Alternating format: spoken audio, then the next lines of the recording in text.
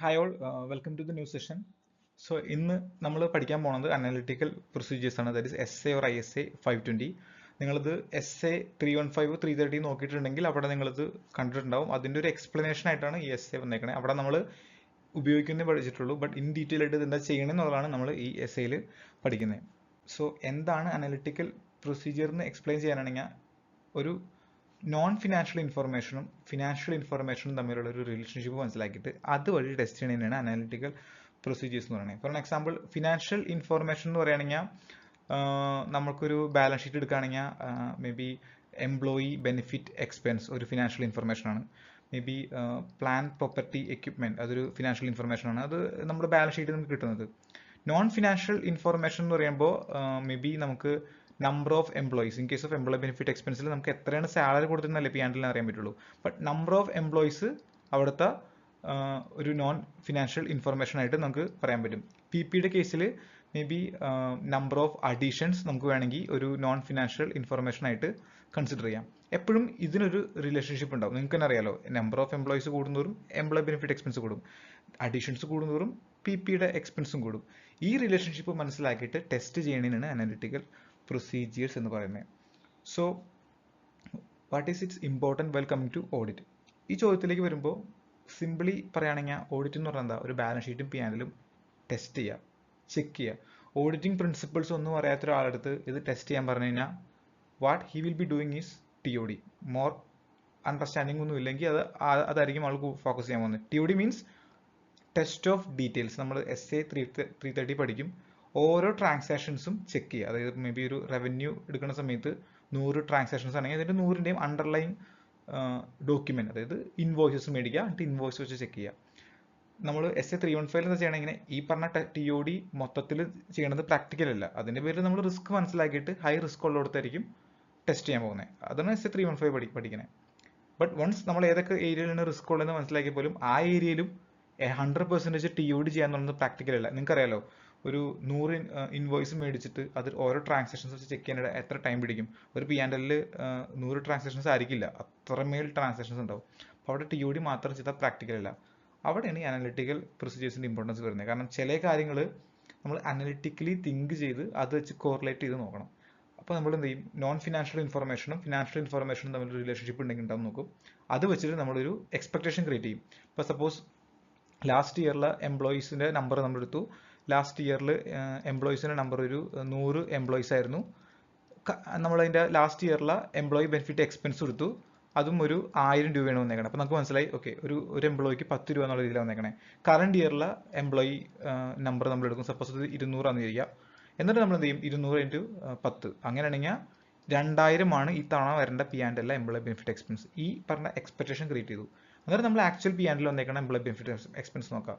Suppose അതൊരു 5000 എന്നിരിക്കുക. അപ്പോൾ നമുക്ക് മനസ്സിലായി അവിടെ എന്തോ ഒരു ഇഷ്യൂ ഉണ്ട്. അത് തെറ്റാന്നൊക്കെ പറയാൻ പറ്റില്ല, ബട്ട് അതൊരു ഇഷ്യൂ ഉണ്ടെന്നൊക്കെ മനസ്സിലായി. അപ്പോൾ ആ ഒരു റിസ്ക് കണ്ടുപിടിക്കുന്നതിന് നമുക്ക് അനലിറ്റിക്കൽ പ്രൊസീജിയേഴ്സ് യൂസ് ചെയ്യാം.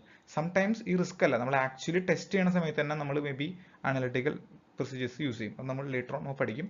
സോ ഒന്ന് സമ്മപ്പ് ചെയ്യുകയാണെങ്കിൽ SA 315 പ്രകാരം റിസ്ക് അസസ്മെന്റ് പ്രൊസീജിയേഴ്സ് നമ്മൾ പഠിച്ചു. അതായത് ഒരു ബാലൻസ് ഷീറ്റും P&L എടുക്കുകയാണെങ്കിൽ എല്ലാം ടെസ്റ്റ് ചെയ്യുന്നതിന് പകരം നമ്മൾ റിസ്ക് ഉള്ള ഏരിയയിലാണ് ഏറ്റവും കൂടുതൽ ടെസ്റ്റ് ചെയ്യാൻ പോണേ. എങ്ങനെയാണ് ഏറ്റവും കൂടുതൽ റിസ്ക് ഉള്ള ഏരിയ കണ്ടുപിടിക്കുക? നമ്മളവിടെ 3 കാര്യങ്ങളാണ് പഠിച്ചത്. ഒന്ന് inquiry, 2 inspection and observation, 3 analytical procedures.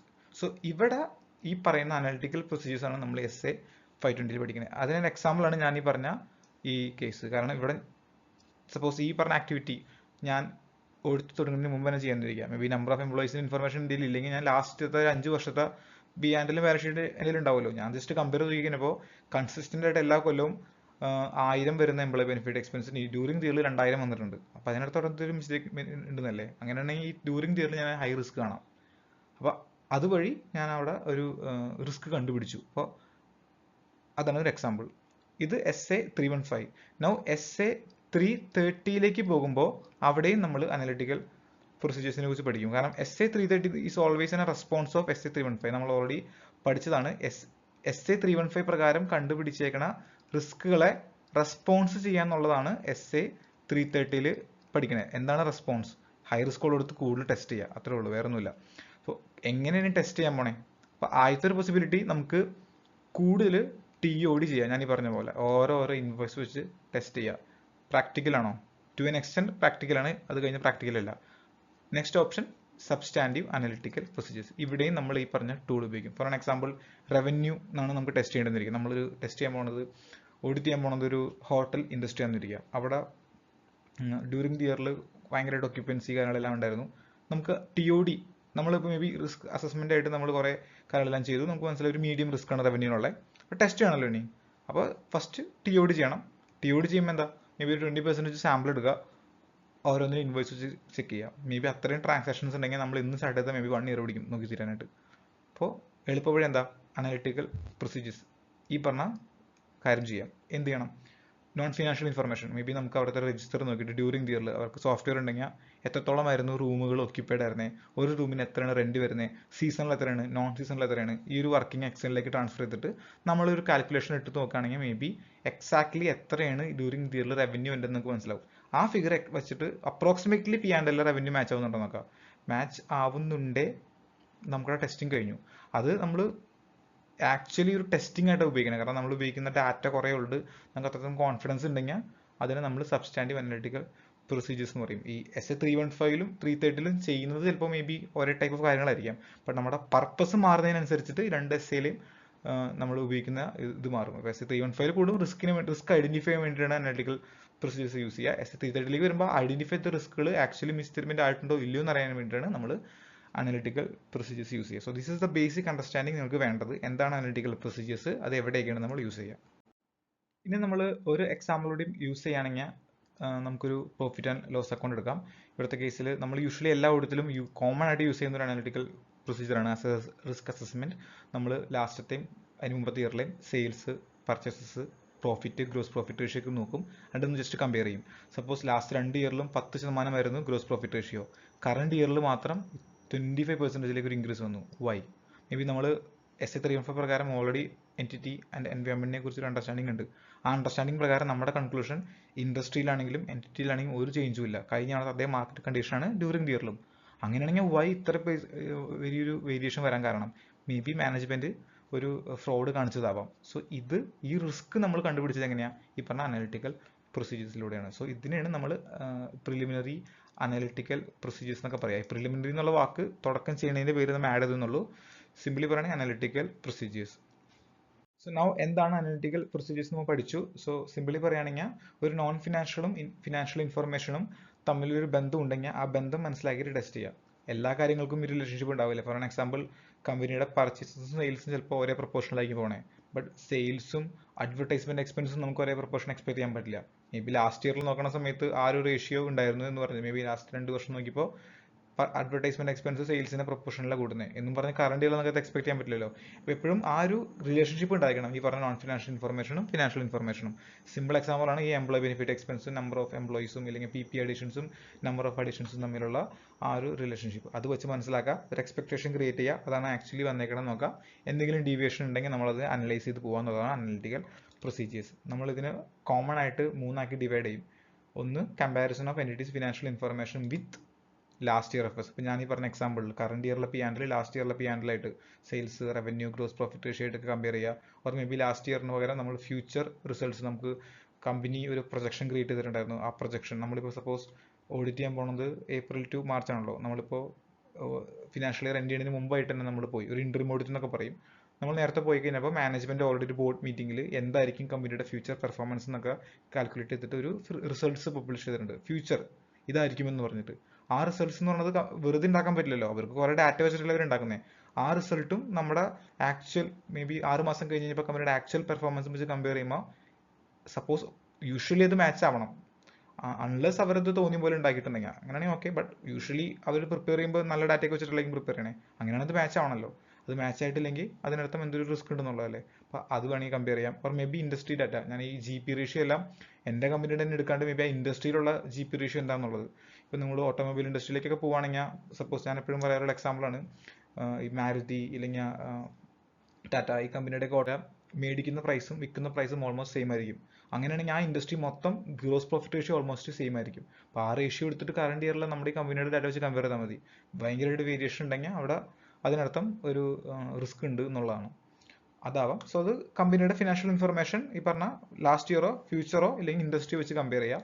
Or may be ഒരു റിലേഷൻഷിപ്പ് നോക്കാം, സെയിൽസും പർച്ചേസും. അവിടെ നമ്മൾ റേഷ്യോസ് ആണ് കൂടുതൽ പറയുന്നത്, അക്കൗണ്ട്സ് റിസീവബിളും റവന്യൂവും തമ്മിലുള്ള റേഷ്യോ. കാരണം എല്ലാ കമ്പനികൾക്കും ഒരു ടേംസ് ഉണ്ടാവും. ഇപ്പോൾ നമ്മളൊരു അക്കൗണ്ട്സ് റിസീവബിൾ ഒക്കെ ചില കമ്പനികളിലെല്ലാം എന്താ പറയുക 1/12 ആയിരിക്കും റേഷ്യോ വന്നേക്കുന്നത്. അതായത് ടോട്ടൽ സെയിൽസിന്റെ 1/12 ആയിരിക്കും എല്ലാ തവണയും അക്കൗണ്ട്സ് റിസീവബിൾ ആയിട്ട് വരുന്നത്. കാരണം അതിന്റെ ക്രെഡിറ്റ് പീരീഡ് ഒരു 30 days ആണ് കൊടുക്കുന്നതെന്നാണ് എൻ്റെ അർത്ഥം. ചില കമ്പനികളിൽ അത് 2 months ആയിരിക്കാം. കറണ്ട് ഇയറിൽ നമ്മൾ നോക്കുന്ന സമയത്ത് ഈ പറഞ്ഞ ഇൻഡസ്ട്രിയോ അല്ലെങ്കിൽ ലാസ്റ്റത്തെ ഈ പറഞ്ഞ ഇയേഴ്സിലുള്ള ഈ റിലേഷൻഷിപ്പ് നോക്കിയിട്ട് നമുക്ക് ചെക്ക് ചെയ്യാം. ഓർ മേ ബി ഈ കറണ്ട് ഇയറിൽ തന്നെ PP അഡീഷൻസ് വന്നേക്കുന്നത് കമ്പ്യൂട്ടറിന്റെ കേസിൽ 100 കമ്പ്യൂട്ടർ മേടിച്ചിട്ടുണ്ടെന്ന് പറയുന്നുണ്ട്. ബട്ട് എംപ്ലോയീസിന് 0 അഡീഷൻ. യൂഷ്വലി കമ്പ്യൂട്ടർ മേടിക്കുന്നത് എക്സിസ്റ്റിംഗ് എംപ്ലോയീസിനേക്കാൾ ഉപരി പുതിയ എംപ്ലോയീസ് വരുമ്പോഴാണ്. ബട്ട് ഡ്യൂറിംഗ് ദിൽ എംപ്ലോയീസ് ഒന്നും വന്നിട്ടില്ല, ബട്ട് കമ്പ്യൂട്ടർ എക്സ്പെൻസ് കൂടിയിട്ടുണ്ട്.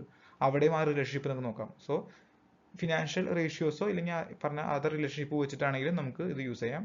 ദെൻ ഒരു റിസ്ക് കാറ്റഗറി ആയിട്ട് അതർ കാര്യങ്ങൾ നോക്കാം. ഇതിന് ബാലൻസ് സ്റ്റേറ്റ്മെന്റ് ഞാൻ എക്സ്പ്ലെയിൻ ചെയ്യാം. സോ സിംപിളി പറയുകയാണെങ്കിൽ ഈ 3 കാറ്റഗറി ആയിട്ട് നമുക്ക് വേണമെങ്കിൽ അനാലിറ്റിക്കൽ പ്രൊസീജിയേഴ്സിനെ ഡിവൈഡ് ചെയ്യാം.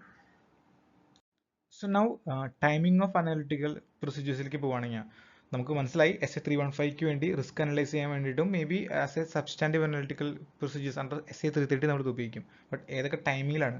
സോ യൂഷ്വലി ഞാൻ നിങ്ങൾക്കൊരു ഓഡിറ്റിൻ്റെ ഒരു ടൈം ലൈൻ പറഞ്ഞുതരാം. സോ യൂഷ്വലി നമ്മളൊരു April to March end financial period ആണ് നോക്കണമെങ്കിൽ നമ്മൾ March 31st മുമ്പ് തന്നെ ഓഡിറ്റിംഗ് തുടങ്ങിയിട്ടുണ്ടാവും. ഈവൻ ദോ നമുക്ക് ഫിനാൻഷ്യൽസ് കിട്ടിയിട്ടില്ലെങ്കിലും ഒരു ഇൻറ്ററിം സ്റ്റേജിൽ തന്നെ നമ്മൾ ഓഡിറ്റിംഗ് തുടങ്ങിയിട്ടുണ്ടാവും. ആൻഡ് ഓഡിറ്റ് റിപ്പോർട്ട് കൊടുക്കുന്നത് ലേറ്റർ ഓൺ ഒരു ഡേറ്റിലായിരിക്കും. സോ ഇവിടെ ഈ പ്ലാനിങ് സ്റ്റേജ് ഇൻ ബിറ്റ്വീൻ നമ്മളതിനെ ടെസ്റ്റിംഗ് സ്റ്റേജ് എന്ന് പറയാം. ഓഡിറ്റ് റിപ്പോർട്ടിന് തൊട്ട് മുമ്പുള്ള പീരീഡിനെ കംപ്ലീഷൻ സ്റ്റേജ് എന്ന് പറയാം. May be audit report date ഒരു 1st of August ആണെങ്കിൽ നമ്മൾ ലാസ്റ്റ് വീക്ക് ഓഫ് ജൂലൈ ഒക്കെയാണ് നമ്മൾ ആ കംപ്ലീഷൻ സ്റ്റേജ് എന്ന് പറയുക. സോ ഈ 3 സ്റ്റേജിലും നമ്മൾ അനലിറ്റിക്കൽ പ്രൊസീജിയേഴ്സ് യൂസ് ചെയ്യും. സോ പ്ലാനിങ് സ്റ്റേജിൽ ഞാൻ ഈ പറഞ്ഞ പോലെ SA315 പ്രകാരം റിസ്ക് അസസ്മെന്റ് ചെയ്യുന്നതിന് വേണ്ടിയിട്ട് നമ്മൾ ഉപയോഗിക്കും. ഈ മേ ബി സെയിൽസിൽ എത്രത്തോളം വേരിയേഷൻ ഉണ്ട് ലാസ്റ്റ് ഇയറിൽ വെച്ച് നമുക്ക് മേ ബി ലാസ്റ്റ് ഇയറിലെ ഫിനാൻഷ്യൽസ് വെച്ച് ചെക്ക് ചെയ്യാം, ഇൻഡസ്ട്രിയിലെ ഗ്രോസ് പ്രോഫിറ്റ് റേഷ്യോ ഉപയോഗിക്കാം. അങ്ങനെ പല പല ടെക്നിക്സ് ഉപയോഗിച്ചിട്ട് നമുക്ക് കിട്ടുന്ന നോൺ ഫിനാൻഷ്യൽ ഇൻഫർമേഷൻ എന്തൊക്കെ അവൈലബിൾ ആയിട്ടുള്ളത് അതെല്ലാം വെച്ചിട്ട് ഒരു ബേസിക് ആയിട്ടുള്ള പ്രിലിമിനറി ആയിട്ടുള്ളൊരു risk assessment under analytical procedures നമ്മൾ ചെയ്യും. ദെൻ ദെയർ ആഫ്റ്റർ പ്രോപ്പറായിട്ട് ഓഡിറ്റ് ചെയ്യുന്ന സമയത്ത് മേ ബി ഏപ്രിലോ മെയ്യോ ആ മന്തിലൊക്കെ ആയിരിക്കും നമ്മൾ എക്സ്റ്റെൻസീവ് ആയിട്ട് ഓഡിറ്റ് പ്രൊസീജിയേഴ്സ് ചെയ്യുക. അപ്പോൾ ആ ഒരു ടൈമിൽ നമ്മൾ സബ്സ്റ്റാൻറ്റീവ് അനലിറ്റിക്കൽ പ്രൊസീജിയേഴ്സ് ആയിരിക്കും ചെയ്യാൻ പോകുന്നത്.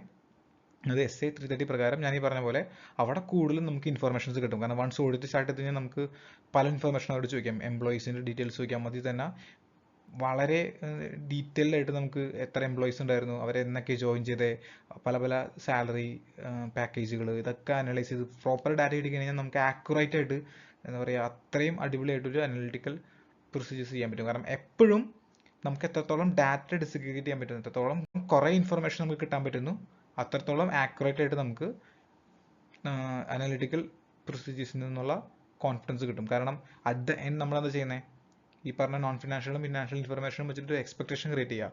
അത് കറക്റ്റ് ആണെന്ന് നമുക്കൊരു ഐഡിയ വേണം എപ്പോഴും. അത് കറക്റ്റ് അല്ലെങ്കിൽ നമ്മൾ എടുക്കുന്ന അനാലിസിസും തെറ്റും. അപ്പോൾ സബ്സ്റ്റാൻറ്റീവ് അനലിറ്റിക്കൽ പ്രൊസീജിയേഴ്സിലേക്ക് നമുക്ക് കൂടുതലും ഇതിൻ്റെ ഒരു നല്ലൊരു എക്സ്പെക്ടേഷൻ നമുക്ക് കിട്ടണം. കാരണം കൂടുതൽ ഡാറ്റ നമുക്ക് അപ്പോഴേക്കും കിട്ടണേ. ദെൻ ദെയർ ആഫ്റ്റർ എല്ലാം കഴിഞ്ഞ് കഴിഞ്ഞിട്ട് സൈൻ ചെയ്യുന്നതിന് മുമ്പായിട്ട് നമ്മൾ കംപ്ലീഷൻ സ്റ്റേജിലും മേ ബി ഇങ്ങനെ ചെയ്യും. യൂഷ്വലി മേ ബി കറണ്ട് ഇയറിലെ കുറേ അക്കൗണ്ടിങ് എൻട്രികളെല്ലാം ഈ ടെസ്റ്റിംഗ് സ്റ്റേജിൽ വന്നിട്ടുണ്ടാവും. നമ്മൾ കുറേ അക്കൗണ്ടിങ് എൻട്രി കണ്ടുപിടിക്കും, തെറ്റുകളൊക്കെ ഉണ്ടെങ്കിൽ ചെറിയ ചെറിയ മിസ്റ്റേക്സ് ഒക്കെ അത് മാനേജ്മെന്റ് ആക്സെപ്റ്റ് ചെയ്യും. നിങ്ങൾ ഓൾറെഡി SA450 പഠിച്ചിട്ടുണ്ട് അൺകറക്റ്റഡ് മിസ്റ്റേറ്റ്മെന്റ്സ്, കറക്റ്റഡ് മിസ്റ്റേറ്റ്മെന്റ്സ്. കാരണം മിക്ക മിസ്റ്റേറ്റ്മെന്റ്സ് മാനേജ്മെന്റ് ആക്സെപ്റ്റ് ചെയ്യും, അവരത് ചേഞ്ച് ചെയ്യും. ഇതെല്ലാം ചേഞ്ച് ചെയ്ത് കഴിയുമ്പോൾ ഫിനാൻഷ്യൽസ് മാറുമല്ലോ. അപ്പോൾ പിന്നെ ലാസ്റ്റ് ഒന്നും കൂടി നമ്മൾ പുതിയ ബാലൻസ് ഷീറ്റ് വെച്ചിട്ട് പുതിയ ലൈൻ ഫിഗേഴ്സ് എല്ലാം വെച്ചിട്ട് ഒന്നും കൂടി ഈ സെയിം ആക്ടിവിറ്റി തന്നെ ഒന്നുകൂടി ചെക്ക് ചെയ്യും. മേ ബി അത് ഗ്രോസ് പ്രോഫിറ്റ് റേഷ്യോ ഒന്നുകൂടി കാൽക്കുലേറ്റ് ചെയ്യും. ബട്ട് ഓവറോൾ ഏറ്റവും ഇമ്പോർട്ടൻ്റ് ആയിട്ടുള്ള ഒരു ഫേസ് പ്ലാനിങ് ഫേസും ടെസ്റ്റിംഗ് ഫേസും ആണ്. സോ നൗ പ്ലാനിങ് ഫേസിൽ, അതായത് റിസ്ക് അസസ്മെന്റ് പ്രൊസീജിയർ ഫേസിൽ നമ്മൾ എന്തൊക്കെയാണ് യൂഷ്വലി ചെയ്യണേ, അതിൻ്റെ എന്താ പറയുക ഒബ്ജക്റ്റീവ് എന്താണ് അവിടെ ചെയ്യണതിൻ്റെ? First to gain an understanding on clients business. കാരണം നമുക്ക് as A part of SA315 നമുക്ക് ബിസിനസിനെ കുറിച്ച് മനസ്സിലാക്കണം. ബിസിനസിന്റെ റിസ്ക് കാര്യങ്ങളെല്ലാം മനസ്സിലാക്കണം. അപ്പോൾ ഫസ്റ്റ് നമുക്ക് ഇൻക്വയറി ചെയ്യാം. അപ്പോൾ തന്നെ കുറേ ഇൻഫർമേഷൻസ് കിട്ടി, ഒബ്സർവേഷൻസ് ചെയ്യാം, കൺട്രോൾസിനെ കുറിച്ചൊക്കെ മനസ്സിലാക്കാം, ഇൻസ്പെക്ഷൻ ചെയ്യാം. ദെൻ നമുക്ക് ഈ പറഞ്ഞ ലാസ്റ്റ് ഇയറിലെ ബാലൻസ് ഷീറ്റും കറണ്ട് ഇയറിലെ ബാലൻസ് ഷീറ്റും പിയാനിലും കമ്പയർ ചെയ്താൽ തന്നെ കമ്പനിക്ക് എത്രത്തോളം ഗ്രോത്ത് ഉണ്ടായിട്ടുണ്ടെന്ന് മനസ്സിലാവും. സെയിൽസ് ഡബിൾ ആയിട്ടുണ്ടെങ്കിൽ നമുക്ക് മനസ്സിലായി ഓക്കെ കറണ്ട് ഇയർ വെച്ച് കമ്പയർ ചെയ്യുമ്പോൾ ബിസിനസിന്റെ ട്രാൻസാക്ഷൻസ് ഡബിൾ ആയിട്ടുണ്ട്. സോ ബാക്കിയുള്ള ഏരിയാസിലും ഈ ഒരു ഇൻക്രീസ് നമുക്ക് ഉണ്ടോ എന്ന് ചെക്ക് ചെയ്യണം. സപ്പോസ് സെയിൽസ് ഡബിൾ ആയിട്ടുണ്ടെങ്കിൽ പർച്ചേസസ് ഡബിൾ ആവണമല്ലോ, അതൊരു അനലിറ്റിക്കൽ തിങ്കിങ് അല്ലേ. അപ്പോൾ അതിനും നമുക്ക് ഈ പറഞ്ഞ പ്ലാനിങ് ഫേസിൽ ഇത് ഉപകാരപ്പെടും. ഈ ഒരു അണ്ടർസ്റ്റാൻഡിങ് ഉണ്ടെങ്കിൽ അവിടെ നമുക്ക് അത് ചെക്ക് ചെയ്യാൻ പറ്റുള്ളൂ. ദെൻ പൊട്ടൻഷ്യൽ റിസ്ക് ഏരിയാസ് കണ്ടുപിടിക്കാനായിട്ട്, suppose employee benefit expense number of എംപ്ലോയീസിന്റെ പ്രൊപ്പോർഷൻ അല്ല പോണേ, ഡിഫറെൻ്റ് ആയിട്ട് പോകണമെങ്കിൽ അവിടെ ഒരു ഹൈ റിസ്ക് ഉണ്ടല്ലോ. അപ്പോൾ ആ റിസ്ക് കണ്ടെത്തണമെങ്കിൽ എന്ത് ചെയ്യണം, ആ അനലിറ്റിക്കൽ പ്രൊസീജിയർ അവിടെ ചെയ്തേ പറ്റൂ. നമ്പർ ഓഫ് എംപ്ലോയീസ് വെച്ചിട്ട് ലാസ്റ്റ് ഇയറിലെ ഡാറ്റ വെച്ചിട്ട് എക്സ്പെക്ടേഷൻ ക്രിയേറ്റ് ചെയ്യുക, സെയിം ആണോ പി&എൽ നോക്കുക, ഡിഫറൻസ് ഉണ്ടെങ്കിൽ റിസ്ക് കൺസിഡർ ചെയ്യുക.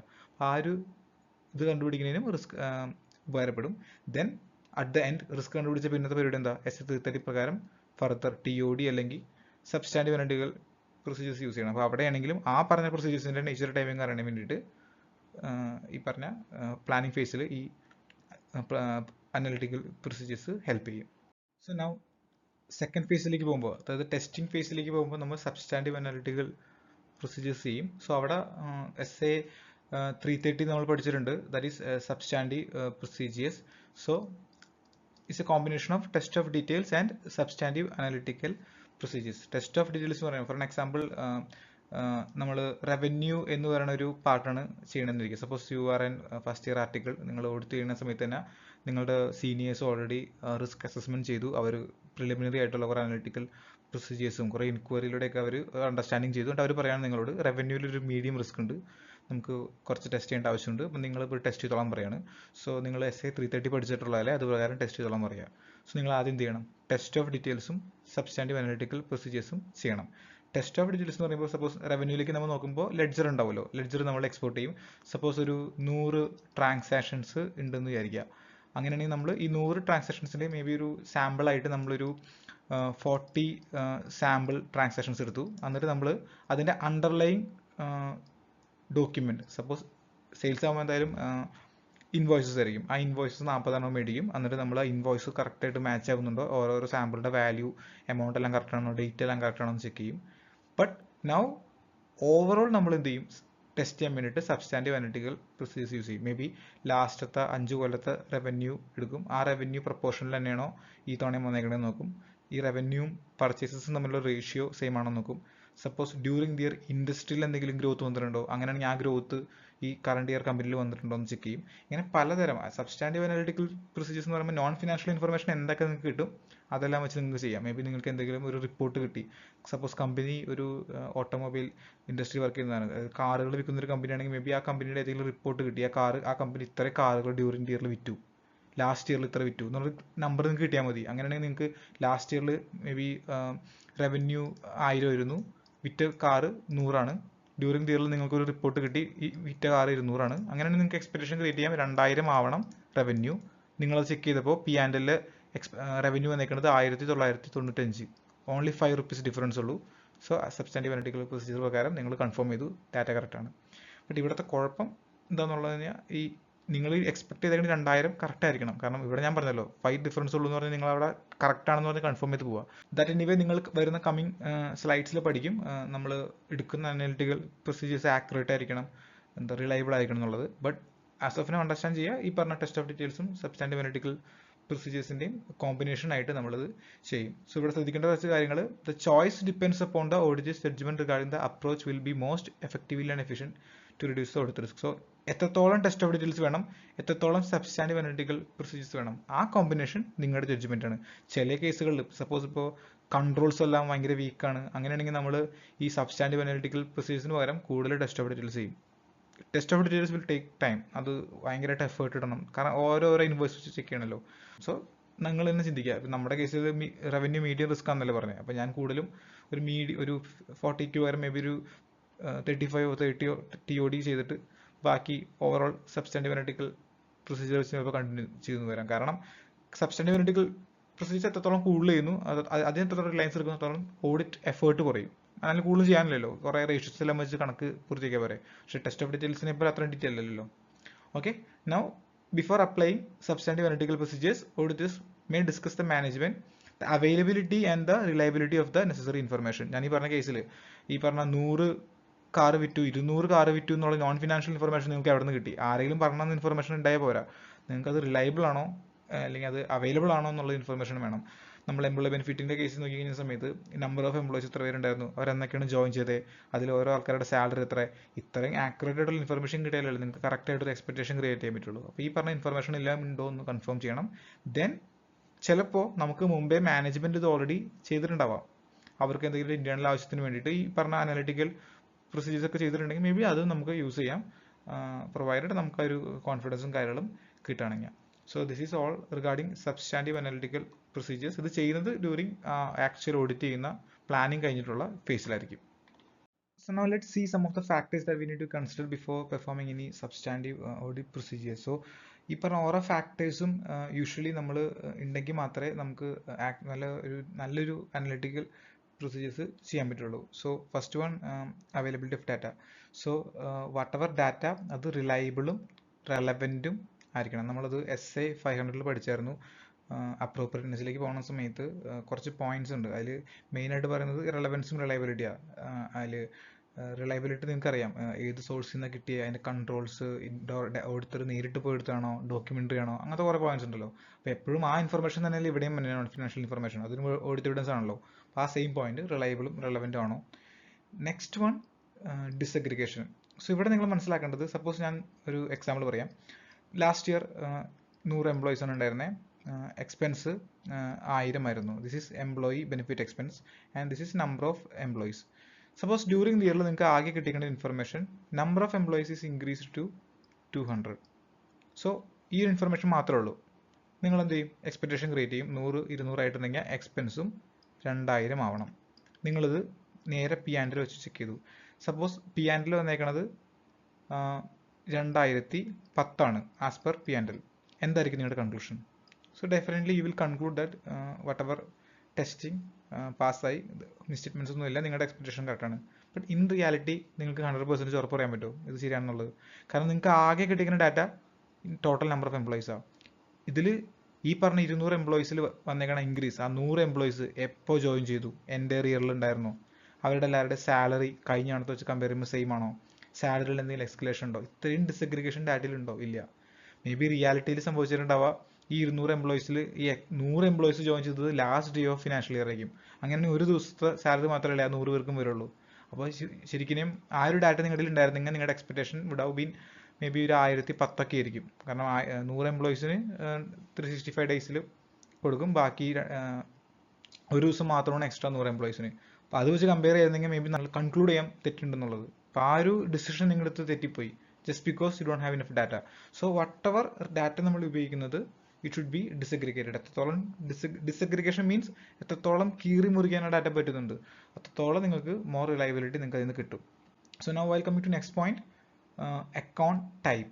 സോ യൂഷ്വലി ഒരു P&L ബാലൻസ് ഷീറ്റ് ഒക്കെ എടുക്കുകയാണെങ്കിൽ P&L ഐറ്റങ്ങൾക്കാണ് നമ്മൾ അനലിറ്റിക്കൽ പ്രൊസീജിയേഴ്സ് കൂടുതൽ യൂസ് ചെയ്യുക. എന്താ പറയുക, ട്രാൻസാക്ഷൻസിനാണ് ഇത് കൂടുതലും ആപ്ലിക്കബിൾ ആവുക. റവന്യൂ ലാസ്റ്റ് ഇയറിൽ വെച്ച് കറണ്ട് ഇയറിലൊക്കെ കമ്പയർ ചെയ്യാൻ പറ്റും പർച്ചേസസ്. ബട്ട് ഒരു അക്കൗണ്ട് ബാലൻസ് ചെക്ക് ചെയ്യാൻ പറ്റാൻ ഇച്ചിരി പാടായിരിക്കും. മെയിൻ റീസൺ ജഡ്ജ്മെന്റ് കുറെ ഇൻവോൾവ് ചെയ്യുന്നുണ്ട് അക്കൗണ്ട് ടൈപ്പിൽ. ഫോർ എക്സാമ്പിൾ, സെയിൽസ് ഉണ്ട്, അക്കൗണ്ട്സ് റിസീവബിൾ ഉണ്ട്. സെയിൽസ് നമുക്ക് കഴിഞ്ഞ 10 വർഷത്തെ ഡാറ്റ വെച്ച് എപ്പോഴും കമ്പയർ ചെയ്യാൻ പറ്റും, ട്രാൻസാക്ഷൻസ് ആണല്ലോ. അക്കൗണ്ട്സ് റിസീവബിൾ മേ ബി കഴിഞ്ഞ 9 വർഷത്തെ ഡാറ്റയും ഈ വർഷത്തെ ഡാറ്റയും നമുക്ക് കമ്പയർ ചെയ്യാൻ പറ്റില്ല. കാരണം മേ ബി ഡ്യൂറിംഗ് ദി ഇയറിൽ മാനേജ്മെന്റ് പ്രൊവിഷൻസ് കൊടുക്കുന്ന സമയത്ത് കുറേ ജഡ്ജ്മെന്റ് ഒക്കെ എടുത്തിട്ട് മേ ബി ഹൈ പ്രൊവിഷൻ കൊടുത്തിട്ടുണ്ടാവാം. മേ ബി ലാസ്റ്റ് ഇയറിലും കറണ്ട് ഇയറിലും സെയിം ആണെങ്കിലും മേ ബി വാല്യുവേഷൻ തെറ്റാവാം. So don't complicate. എപ്പോഴും സെയിൽസ് ട്രാൻസാക്ഷൻസിന് അധികം കൂടുതലും ഇങ്ങനെ ജഡ്ജ്മെന്റും കാര്യങ്ങളും ഇൻവോൾവ് ആവുന്നില്ല. എന്താണ് വാല്യൂ അതുപോലെ തെറ്റാൽ മതി. അക്കൗണ്ട് ബാലൻസുകൾക്ക് അങ്ങനെയല്ല, വാല്യുവേഷൻ എന്നുള്ള ഒരു അസെഷൻ വരുന്നുണ്ട്. മേ ബി ഹ്യൂജ് ജഡ്ജ്മെന്റ്സ് അവിടെ ഇൻവോൾവ് ആവുന്നുണ്ടാവും. സോ എപ്പോഴും നമ്മളധികം അനലിറ്റിക്കൽ പ്രൊസീജിയേഴ്സ് അവിടെ യൂസ് ചെയ്യില്ല, ചെയ്യും ബട്ട് കുറവായിരിക്കും. അതാണ് അവിടുത്തെ കാര്യം. നൗ സോഴ്സിലേക്ക് വരാണെങ്കിൽ നിങ്ങൾ P&L തന്നെ പോകുമ്പോൾ സെയിൽസും പർച്ചേസസും നിങ്ങൾക്ക് യൂസ് ചെയ്യാം. ബട്ട് മേ ബി ലാസ്റ്റ് ഇയറിലെ സെയിൽസ് 100 രൂപയായിരുന്നു, സെയിൽസ് പർച്ചേസസ് 80 രൂപയാണ്. ഡ്യൂറിംഗ് ദി ഇയറിൽ സെയിൽസ് ഒരു 200 ആയിട്ടുണ്ടെങ്കിൽ you can expect 160 of expenses right. ആ സെയിൽസും പർച്ചേസും തമ്മിൽ റിലേഷൻഷിപ്പ് ഉണ്ട്. ബട്ട് ഇത് തന്നെയായിരിക്കും റിസർച്ച് ആൻഡ് ഡെവലപ്മെന്റ് എക്സ്പെൻസിന്. ലാസ്റ്റ് ഇയർ 100 രൂപയായിരുന്നു sales. So research and development എക്സ്പെൻസുകൾ എടുക്കുകയാണെങ്കിൽ ലാസ്റ്റ് ഇയർ സപ്പോസ് 50 ആയിരുന്നു, റവന്യൂ 200 ആയപ്പോൾ you cannot expect 100 rupees of research and development. അതൊരിക്കലും സെയിൽസിന്റെ പ്രൊപ്പോർഷൻ ആയിട്ടല്ല. സോ അതുകൊണ്ട് തന്നെ സോഴ്സ് മാറുന്നതിനനുസരിച്ചിട്ട്, ടൈപ്പ് ഓഫ് അക്കൗണ്ടുകളുടെ സോഴ്സ് മാറുന്നതിനനുസരിച്ചിട്ടും ഈ analytical procedures will be compatible or not. Then predictability. ഇവിടെ വരുമ്പോൾ ഏറ്റവും കൂടുതൽ ഇമ്പോർട്ടൻ്റ് ആവുന്നത്, ഞാൻ എപ്പോഴും പറഞ്ഞിട്ടുണ്ടായിരുന്നു, നോൺ ഫിനാൻഷ്യൽ ഇൻഫർമേഷനും ഫിനാൻഷ്യൽ ഇൻഫർമേഷനും തമ്മിലുള്ള റിലേഷൻഷിപ്പ് അതുണ്ടായിരിക്കണം. അത് എക്സിസ്റ്റും ചെയ്യണം, പ്ലസ് അത് കണ്ടിന്യൂ ചെയ്യണം. എക്സിസ്റ്റ് ചെയ്യുന്ന പറഞ്ഞാൽ സെയിൽസും പർച്ചേസും തമ്മിലൊരു റിലേഷൻ ഉണ്ടല്ലോ, അത് എക്സിസ്റ്റ് ചെയ്യുന്നുണ്ട്. മേ ബി ലാസ്റ്റത്തെ ഒരു 5 ഇയേഴ്സിന്റെ പാറ്റേൺ നമ്മൾ നോക്കുന്ന സമയത്ത് 1, 2, 3, 4, 5 ഇയർ, ലാസ്റ്റ് 5th ഇയറിൽ സെയിൽസ് 100 ആയിരുന്നു, പർച്ചേസസ് 50 ആണ്. ഇവിടെ 50 ഇത് 25 ഇവിടെ 40 ഇവിടെ 20 ബട്ട് കഴിഞ്ഞ വർഷം ഇവിടെ 40 maybe because of the change in business model. ഇത്രയും കൊല്ലം അവർ ചെയ്ത കംപ്ലീറ്റ്ലി ബിസിനസ് മാറിയിട്ട് വേറൊരു ബിസിനസ് അവർ ഡ്യൂറിങ് ദി ലാസ്റ്റ് ഇയർ ചെയ്തേക്കണേ. സോ അതുവഴി ഈവൻ ദോ ഒരു റിലേഷൻഷിപ്പ് ഉണ്ടായിരുന്നെങ്കിലും, എക്സിസ്റ്റ് ചെയ്തിട്ടുണ്ടായിരുന്നെങ്കിലും അത് ഇപ്പോഴും കണ്ടിന്യൂ ചെയ്യുന്നില്ല. അങ്ങനെയാണെങ്കിൽ ഈ അനലിറ്റിക്കൽ പ്രൊസീജിയേഴ്സ് യൂസ് ചെയ്യാൻ പറ്റില്ല. So this should be existing and still B continuing. So അതാണ് പ്രിഡിക്റ്റബിലിറ്റി. എന്നാൽ മാത്രമേ നമുക്കത് പ്രിഡിക്റ്റ് ചെയ്യാൻ പറ്റുള്ളൂ. ദെൻ നൗ നേച്ചർ ഓഫ് അസേർഷൻസിലേക്ക് വരുന്ന സമയത്ത് എല്ലാ അസേർഷൻസിനും യൂസ് ചെയ്യാൻ പറ്റില്ല. യൂഷ്വലി കംപ്ലീറ്റ്നെസ് ഓർ വാലുവേഷൻ ഒക്കെ ഇരിക്കും നമ്മൾ അനലിറ്റിക്കൽ പ്രൊസീജിയേഴ്സ് യൂസ് ചെയ്യുക. കാരണം എപ്പോഴും കംപ്ലീറ്റ്നെസ് ടെസ്റ്റ് ചെയ്യണമെങ്കിൽ നമുക്ക് വേറെ ഒന്നും ചെയ്യാനില്ല. ഇങ്ങനത്തെ എന്തെങ്കിലും അനലിറ്റിക്കൽ പ്രൊസീജിയേഴ്സ് വെച്ചിട്ടേ കംപ്ലീറ്റ്നെസ് അസേർഷൻസ് ടെസ്റ്റ് ചെയ്യാൻ പറ്റുള്ളൂ. പക്ഷേ rights and obligation or may be existence ഒക്കെ നമുക്ക് നേരിട്ട് പോയി ചെക്ക് ചെയ്താലേ വേറെ വഴിയുള്ളൂ. അതൊക്കെ നമ്മൾ ആ ഒരു പ്രൊസീജിയേഴ്സ് ചെയ്യാൻ പറ്റുള്ളൂ. സോ അത് ഇതിൻ്റെ ഒരു ഇമ്പോർട്ടൻറ്റ് മാറ്ററാണ്. Then at the end what can go wrong. At the end എന്താ റിസ്ക് ബേസ്ഡ് കൊടുത്ത് നമ്മൾ ചെയ്യുന്നത്, എന്താണ് തെറ്റ് വരാനുള്ള ഹൈ ചാൻസ്, ഏത് ഏരിയയിലാണ് നമ്മൾ ചെയ്യുന്നത്, അത് റെസ്പോൺസീവ് ആയിട്ടുള്ള പ്രൊസീജിയേഴ്സ് ആയിരിക്കണം നമ്മൾ അവിടെ ചെയ്യേണ്ടത്. സോ നൗ സബ്സ്റ്റാൻറ്റീവ് അനലിറ്റിക്കൽ പ്രൊസീജിയേഴ്സിൻ്റെ കുറച്ച് ടെക്നിക്സിനെ കുറിച്ച് എക്സ്പ്ലെയിൻ ചെയ്യുകയാണെങ്കിൽ, നമ്മൾ ഓൾറെഡി പല സബ്സ്റ്റാൻറ്റീവ് അനലിറ്റിക്കൽ പ്രൊസീജിയേഴ്സ് ഡിസ്കസ് ചെയ്തു. സോ വൺ ട്രെൻഡ് അനാലിസിസ് ആണ്. ട്രെൻഡ് അനാലിസിസ് എന്ന് പറയുമ്പോൾ ഞാൻ ഈ പറഞ്ഞ പോലെ ലാസ്റ്റ് ഇയറിലെ റവന്യൂ കറണ്ട് ഇയറിലെ റവന്യൂ കമ്പയർ ചെയ്യുക, ആ ട്രെൻഡുകൾ ചെക്ക് ചെയ്യുക, ലാസ്റ്റ് ഇയറിലെ ട്രെൻഡ് തന്നെയാണ് ഈ കറണ്ട് ഇയറിലേക്ക് പോകണമെന്ന് ചെക്ക് ചെയ്യാം. റേഷ്യോ അനാലിസിസ് നോക്കുമ്പോൾ മേ ബി ലാസ്റ്റ് ഇയറിലെ റവന്യൂ 1000 ആയിരുന്നു, ലാസ്റ്റ് ഇയറിലെ അക്കൗണ്ട്സ് റിസീവബിൾ 1/12 ഓഫ് റവന്യൂ ആയിരുന്നു, മേ ബി ഒരു 80 സംതിങ് ആയിരുന്നു എന്ന് വിചാരിക്കുക. സോ ഇവിടെ ഈ 80 എങ്ങനെ വരുന്നത്, ക്രെഡിറ്റ് എത്രത്തോളം കൊടുക്കുന്നു കമ്പനി, അതായിരിക്കുമല്ലോ വരണ്ടേ. അപ്പോൾ ഈ ഒരു റേഷ്യോ നമുക്ക് കറണ്ട് ഇയറിൽ എക്സ്പെക്ട് ചെയ്യാമല്ലോ. സോ കറണ്ട് ഇയറിൽ revenue if it is 2000, you can expect 160 of accounts receivable. So ഇതും ഒരു റേഷ്യോ ആണ്. സോ ആ റേഷ്യോ അനാലിസിസ് ഒരു ടൈപ്പ് ഓഫ് ആണ്. Then reasonableness test. Reasonable test ഞാൻ ഓൾറെഡി പറഞ്ഞിട്ടുണ്ടായിരുന്നു. ഹോട്ടൽ ഇൻഡസ്ട്രിയിലൊക്കെ നമ്മൾ number of room or number of എത്രത്തോളം വേക്കൻ്റ് ആയിരുന്നു, എത്രത്തോളം റെൻ്റ് ഉണ്ട്, അത് ഒരു എക്സ്പെക്ടേഷൻ ക്രിയേറ്റ് ചെയ്യുക. ആ ഒരു ടെസ്റ്റ് ചെയ്യണതിനാണ് റീസണബിൾ ടെസ്റ്റ് എന്ന് പറഞ്ഞത്. നൗ സ്ട്രക്ചറിങ് മോഡൽ മീൻസ് അതൊരു സ്റ്റാറ്റിസ്റ്റിക്കൽ മെത്തേഡാണ്, സ്റ്റാറ്റിസ്റ്റിക്കൽ മോഡലിംഗ് ആണ്. അത് കഴിഞ്ഞ കൊല്ലത്തേക്ക് നോൺ ഫിനാൻഷ്യൽ ഡാറ്റയൊക്കെ വെച്ചിട്ട് നിങ്ങളൊരു എക്സ്പെക്ടേഷൻ ക്രിയേറ്റ് ചെയ്തിട്ട് ടെസ്റ്റ് ചെയ്യുക. ഇൻ പ്രാക്ടിക്കൽ ഓഡിറ്റ് നമ്മൾ ഏറ്റവും കൂടുതൽ യൂസ് ചെയ്യാൻ പോകുന്നത് ഈ ആദ്യത്തെ 3 ആയിരിക്കും. അതുകൊണ്ട് തന്നെയാണ് എക്സാമിൻ പോയിന്റ് ഓഫ് വ്യൂവിലും നിങ്ങൾ ഏറ്റവും കൂടുതൽ ഡീറ്റെയിൽ ആയിട്ട് അവർ എക്സ്പ്ലെയിൻ ചെയ്യുന്നതും ഈ ആദ്യത്തെ 3 പോയിന്റുകളാണ്. So all analytical procedures can be bifurcated in between these all techniques. So now substantive ടെസ്റ്റിങ്ങിന് വേണ്ടിയിട്ട് ടെസ്റ്റിംഗ് ഫേസിൽ നമ്മൾ അനലിറ്റിക്കൽ പ്രൊസീജിയേഴ്സ് യൂസ് ചെയ്യുകയാണെങ്കിൽ ദിസ് എസ് എ 520 മാൻഡേറ്ററിലി നമ്മുടെ കുറച്ച് കാര്യങ്ങൾ ചെക്ക് ചെയ്യാൻ പറയുന്നുണ്ട്. നമ്മൾ ഓൾറെഡി പഠിച്ചേക്കുന്ന കുറേ കാര്യങ്ങളുടെ കോമ്പിനേഷൻ ആയിരിക്കും ഇനി വരേണ്ടത്. ഇത് മസ്റ്റായിട്ട് നമ്മൾ ഡോക്യുമെന്റ് ചെയ്തിട്ടുണ്ടായിരിക്കണം, നമ്മൾ ടെസ്റ്റ് ചെയ്തിട്ടുണ്ടായിരിക്കണം. സോ ഇവിടെ ആദ്യം ചെക്ക് ചെയ്യേണ്ടത് സ്യൂട്ടബിലിറ്റി ഓഫ് എൻ അനലിറ്റിക്കൽ പ്രൊസീജിയേഴ്സാണ്. നമ്മൾ എന്താണെന്ന് പഠിക്കും. ദെറാഫ്റ്റർ സ്യൂട്ടബിൾ ആണെങ്കിൽ തന്നെ അതിനുപയോഗിക്കുന്ന ഡാറ്റ റിലയബിൾ ആണോ, അവിടെ നമ്മൾ എന്തൊക്കെ ചെക്ക് ചെയ്യണമെന്ന് പഠിക്കും. ദെറാഫ്റ്റർ നമ്മളൊരു എക്സ്പെക്ടേഷൻ ക്രിയേറ്റ് ചെയ്യണമെന്ന് പറഞ്ഞല്ലോ, ആ എക്സ്പെക്ടേഷൻ എങ്ങനെ ക്രിയേറ്റ് ചെയ്യണം, ദെൻ എന്താണ് ആക്സെപ്റ്റബിൾ ഡിഫറൻസ്. സോ ഈ പറഞ്ഞ പോയിന്റ് കൂടി കഴിഞ്ഞ് കഴിഞ്ഞാൽ നമ്മുടെ ഈ എൻ്റയർ എസ്സേ കഴിയും. So now let's discuss in detail ഈ പറഞ്ഞ പോയിന്റ്സ് എന്താണെന്നുള്ളത്. സോ വൺസ് നമ്മളൊരു analytical procedure as a substantive test തീരുമാനിച്ചു കഴിഞ്ഞാൽ ആദ്യത്തെ പ്രൊസീജിയറാണ് determining suitability of analytical procedure. ഏതാണ് ഒരു സ്യൂട്ടബിൾ ആയിട്ടുള്ള അനലിറ്റിക്കൽ പ്രൊസീജിയർ എന്നുള്ളത് നമ്മൾ മനസ്സിലാക്കണം. സോ ഇവിടെ just to give once again a clarity, നമ്മൾ SA-330 കീഴിലാണ് പറയുന്നത്, സബ്സ്റ്റാൻഡേർഡ് ടെസ്റ്റിംഗ് ആണ് പറയുന്നത്, ആക്ച്വൽ ടെസ്റ്റിംഗ് ആണ്. അവിടെ TODയും സബ്സ്റ്റാൻഡീവ് അനലിറ്റിക്കൽ പ്രൊസീജിയറിന്റെ ഒരു കോമ്പിനേഷൻ ആയിരിക്കും നമ്മൾ ചെയ്യാൻ പോകുന്നത്. സോ ആ കേസിലാണ് നമ്മൾ ഈ പറഞ്ഞ പോയിന്റ്സുകളെല്ലാം നോക്കാൻ പോകുന്നത്. സോ ഇവിടെ it will be more suitable for large volume of transactions that is predictable over time. എന്ന് പറഞ്ഞു കഴിഞ്ഞാൽ മേ ബി റവന്യൂ, പർച്ചേസസ്, അത് usually large volume of transaction ആണ്. പ്ലസ് അത് നമുക്ക് പ്രിഡിക്ട് ചെയ്യാനും പറ്റും. എല്ലാ കമ്പനികളുടെ റവന്യൂവിനും മേ ബി ഗ്രോത്ത് ഉണ്ടാവുമല്ലോ, അത് വെച്ച് നമുക്ക് മേ ബി ലാസ്റ്റ് 5 വർഷത്തെ ഗ്രോത്ത് എടുത്തിട്ട് നെക്സ്റ്റ് ഇയറിൽ നമുക്ക് പ്രിഡിക്ട് ചെയ്യാൻ പറ്റും. സോ ആ ഒരു പോസിബിലിറ്റി വേണം. നെക്സ്റ്റ്, എപ്പോഴും financial information and non financial ഇൻഫർമേഷൻ്റെ റിലേഷൻഷിപ്പ് അല്ലേ നമ്മൾ അനാലിറ്റിക്കൽ പ്രൊസീജിയറിൽ നോക്കുന്നത്. സോ ആ റിലേഷൻഷിപ്പ് എക്സിസ്റ്റും ചെയ്യണം, മോറോവർ ഇത് കണ്ടിന്യൂ ചെയ്യണം. ഫോർ എക്സാമ്പിൾ, നമ്മളൊരു റവന്യൂ ആൻഡ് കമ്മീഷൻ ആണ് നോക്കണമെങ്കിൽ എപ്പോഴും അതിന് തമ്മിലൊരു റിലേഷൻഷിപ്പ് ഉണ്ട്. മേ ബി 2024 2025 നമ്മൾ ഡാറ്റ എടുത്തു, ഒപ്പം തന്നെ ഇത് കറണ്ട് ഇയർ 2026 ആണെന്നിരിക്കുക.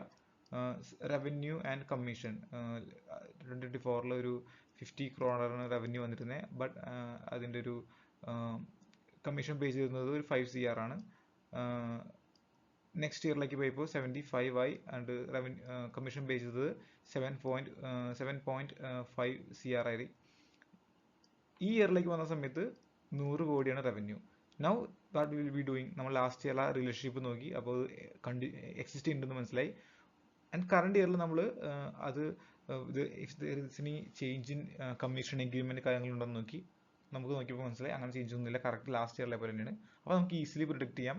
അങ്ങനെയാണെങ്കിൽ ഈ ഇയറിൽ 10 CR ആണ് വരേണ്ടത്.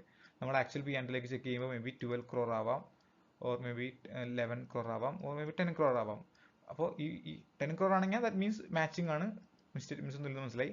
12 crore ആണെങ്കിൽ we can easily say there is A possibility of A മിസ്റ്റേറ്റ്മെന്റ്. May be അത് ആക്ച്വൽ മിസ്റ്റേറ്റ്മെന്റ്, പോസിബിലിറ്റി എന്നുള്ളതല്ല, കാരണം അത് സബ്സ്റ്റാൻഡീവ് അനലിറ്റിക്കൽ പ്രൊസീജിയർ അല്ലേ. സോ ഡെഫിനറ്റ്ലി നമ്മളത് ചകഞ്ഞു പോകും, ഇനി എന്താണ് കാരണം എന്ന് അറിയാൻ വേണ്ടിയിട്ട്. സോ ഇവിടെ നമ്മൾ കണ്ട ഇഷ്യൂ എന്ന് പറഞ്ഞാൽ ആ റിലേഷൻഷിപ്പ് എക്സിസ്റ്റും ചെയ്തു, ഈ പറഞ്ഞ പോയിന്റിൽ എക്സിസ്റ്റിംഗ് ആണ്, ഈ പറഞ്ഞ പോയിന്റിലേക്ക് വന്നപ്പോൾ അത് കണ്ടിന്യൂ ചെയ്യുന്നുണ്ട്, അതായത് കറണ്ട് ഇയറിലേക്ക് വന്നപ്പോൾ. The next matter, dependent upon effectiveness in detecting മിസ്റ്റേറ്റ്മെന്റ്. അതായത് നമ്മൾ what ever analytical procedure use ചെയ്യുന്ന അൾട്ടിമേറ്റ്ലി ഗോൾ എന്താ, ഒരു മിസ്റ്റേറ്റ്മെന്റ് കണ്ടുപിടിക്കുക എന്നുള്ളത്. അതിനുള്ള ഒരു എഫക്റ്റീവ്നെസ് അതിന് ഉണ്ടാവണം. ഇപ്പം നമ്മൾ ഈ പറഞ്ഞ തൊട്ട് മുമ്പത്തെ എക്സാമ്പിൾ തന്നെ എടുക്കുകയാണെങ്കിൽ, ഇവിടെ ഒരു ഡിഫറൻസ് കണ്ടപ്പോൾ തന്നെ it was very effective to identify misstatement. Maybe in reality 12 crore ആയിരുന്നു P&L വന്നേക്കണേ, നമ്മൾ ചെക്ക് ചെയ്ത് പോയപ്പോൾ മനസ്സിലായി 2 crore അവർ ഇല്ലാത്ത എക്സ്പെൻസ് ബുക്ക് ചെയ്തായിരുന്നു. സോ നമ്മൾ ജസ്റ്റ് സിമ്പിൾ ഒരു അനാലിറ്റിക്കൽ പ്രൊസീജിയർ യൂസ് ചെയ്തപ്പോൾ നമുക്ക് മനസ്സിലായി 10 കോടി ആയിരുന്നു വരണ്ടേ. മേ ബി ഈ 2 crore നമ്മൾ ഇൻവോയ്സ് ഒക്കെ ചോദിച്ചപ്പോൾ അവർ ഇൻവോയ്സ് ഒക്കെ തന്നിട്ടുണ്ടായിരിക്കും. ബട്ട് നമ്മൾ ഈ ഒരു അനാലിസിസ് ചെയ്തപ്പോഴാണ് നമുക്ക് മനസ്സിലായി ഈവൻ ദോ ഇൻവോയ്സ് ഉണ്ടെങ്കിൽ ഇങ്ങനെ വരാൻ പാടില്ല. പിന്നെ നമ്മൾ നോക്കി പോയപ്പോഴാണ് മനസ്സിലായി ആ ഇൻവോയ്സ് എല്ലാം മേ ബി ഫാബ്രിക്കേറ്റഡ് ആയിരുന്നു എന്നുള്ളത്. So should be that much effective in identifying this misstatement. അടുത്ത എക്സാമ്പിൾ ആണ്, മേ ബി നിങ്ങൾ ഈ റവന്യൂ ആൻഡ് കമ്മീഷന് പകരം സപ്പോസ് നിങ്ങൾ റവന്യൂ ആൻഡ് റിപ്പയർസ് ആൻഡ് മെയിൻ്റെനൻസിന് എടുത്തിരിക്കുക. ആ കേസിൽ വാട്ട് എവർ റിലേഷൻഷിപ്പ് നിങ്ങൾ നോക്കിയാലും നിങ്ങൾക്ക് ഒരു മിസ്റ്റേറ്റ്മെന്റ് കണ്ടുപിടിക്കാൻ പറ്റില്ല, കാരണം ആ ഒരു റിലേഷൻഷിപ്പ് ഇല്ല. അപ്പോൾ മേ ബി ലാസ്റ്റ് ഇയറിൽ അതേ ഒരു പ്രൊപ്പോർഷൻ നിങ്ങൾ ഇയറിലും കണ്ടു എന്ന് പറഞ്ഞു കഴിഞ്ഞാൽ മേ ബി നിങ്ങളത് ഓക്കെ പറഞ്ഞ് പോവുകയാണെങ്കിൽ ഇൻ റിയാലിറ്റി മേ ബി അങ്ങനത്തെ ഒരു എക്സ്പെൻസ് ഉണ്ടായില്ലെന്ന് വരാം. സോ എപ്പോഴും ആ റിലേഷൻഷിപ്പ് ഉണ്ടെങ്കിലൊക്കെയാണ് ആ ഒരു എഫക്റ്റീവ്നെസ് വരുള്ളൂ. So just to conclude, it should be effective in identifying or detecting this kind of misstatements. Next, ഒരു അൺസൊഫിസ്റ്റിക്കേറ്റഡ് ആയിട്ടുള്ള പ്രിഡിക്റ്റീവ് മോഡലും സംടൈംസ് നമുക്കൊരു സ്യൂട്ടബിൾ ആയിട്ട് യൂസ് ചെയ്യാൻ പറ്റും. ഫോർ എക്സാമ്പിൾ, നമ്മൾ P&L നോക്കിയ സമയത്ത് ഒരു ഇൻട്രസ്റ്റ് ഇൻകം ഉണ്ടെന്ന് വിചാരിക്കുക. ഇൻട്രസ്റ്റ് ഇൻകം 10 CR ആണ്. അവരുടെ FD ബാലൻസ് ഒരു 100 CR ആണ് from opening to till the date. നമുക്ക് ആദ്യത്തെ ഓപ്ഷൻ ഇത് ടെസ്റ്റ് ചെയ്യാൻ എന്താ സ്റ്റേറ്റ്മെന്റുകൾ കാര്യങ്ങളെല്ലാം മേടിക്കാം, എന്നിട്ട് 10 CR വന്ന് നോക്കാം.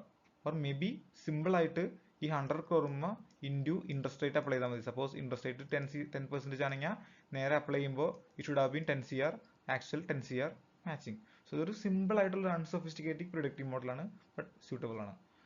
അൺസൊഫിസ്റ്റിക്കേറ്റഡ് പ്രിഡിക്റ്റീവ് മോഡൽ എന്ന് പറയുമ്പോൾ സിമ്പിൾ ആയിട്ടുള്ള അധികം കോംപ്ലിക്കേറ്റഡ് അല്ലാത്ത മോഡൽസിനെ കുറിച്ച് പറയുന്നത്. ദെൻ മനസ്സിലാക്കേണ്ട കാര്യം, different type of analytical procedure provides different type of assurance. ഞാൻ ഈ പറഞ്ഞ പോലെ തന്നെ ഒരു റവന്യൂ ടെസ്റ്റ് ചെയ്യുന്ന സമയത്ത് മേ ബി സിമ്പിൾ ആയിട്ടുള്ള ഒരു ഗ്രോസ് പ്രോഫിറ്റ് റേഷ്യോ വെച്ച് നമുക്ക് ചെക്ക് ചെയ്യാം, മേ ബി കോംപ്ലക്സ് ആയിട്ടുള്ള കുറേ കാൽക്കുലേഷൻ വെച്ച് ചെയ്യാം. So what ever each analytical procedure provides different type of assurance. So എന്ത് ഉപയോഗിക്കണം, കോംപ്ലിക്കേറ്റഡ് ആയിട്ടുള്ള ഹൈ അഷുറൻസ് ഉള്ളത് ഉപയോഗിക്കണോ, സിമ്പിൾ ആയിട്ടുള്ള ലോ അഷുറൻസ് പ്രൊവൈഡ് ചെയ്ത് ഉപയോഗിക്കണം എന്ന് നിങ്ങളുടെ ജഡ്ജ്മെന്റാണ്. നിങ്ങൾ എത്രത്തോളം TOD ചെയ്തു അത് ഡിപ്പെൻഡഡ് ആയിരിക്കും. മേ ബി കുറേ TOD ചെയ്തിട്ടുണ്ടെങ്കിൽ സിമ്പിൾ ആയിട്ടുള്ള അനാലിറ്റിക്കൽ പ്രൊസീജിയർ വെച്ച് ക്ലോസ് ചെയ്യാം. കുറച്ച് TOD മാത്രമേ ഉള്ളെങ്കിൽ നിങ്ങൾ എന്ത് ചെയ്യുക, കുറേ അനാലിറ്റിക്കൽ പ്രൊസീജിയർ ചെയ്യേണ്ടി വരും.